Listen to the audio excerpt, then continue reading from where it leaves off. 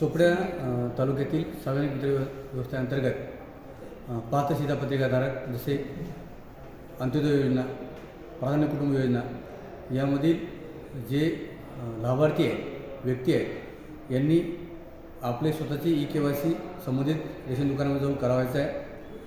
चोपडा तालुक्यात एकूण 2,18,805 व्यक्तींना आपण पुरवठा विभागाच्या योजनेचा लाभ देतो.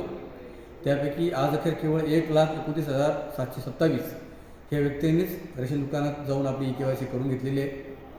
बरेच व्यक्ती या स्थलांतरित आहेत, नोकरी, व्यवसाय, व्यापारानिमित्त बाहेरगावी आहेत किंवा काही ठिकाणी शिधापत्रिका जे मुली आहेत त्यांचं विवाह त्या बाहेरगावी गेले आहेत.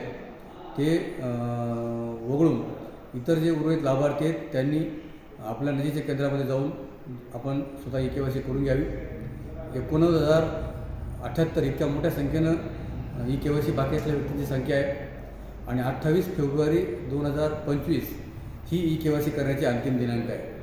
भविष्यामध्ये आपण KYC न केल्यास आपल्याला अन्नधान्य पुरवठा किंवा अन्नाचा शिधा अशा काही वस्तू शासनाकडून वितरित होतील, त्यावेळी त्या आपल्याला मिळणार नाही. आपल्याला शासनाच्या योजनापासून वंचित राहावं लागेल. त्यामुळे आपण तातडीने लवकरात लवकर आपल्या नजीकच्या स्वतः दुकानामध्ये जाऊन आपली KYC घेऊन जावेत. सोबत फक्त आपण आधार कार्ड असावेत आणि रेशन कार्ड देखील आपले असावेत, जेणेकरून KYC करणे सुलभ होईल.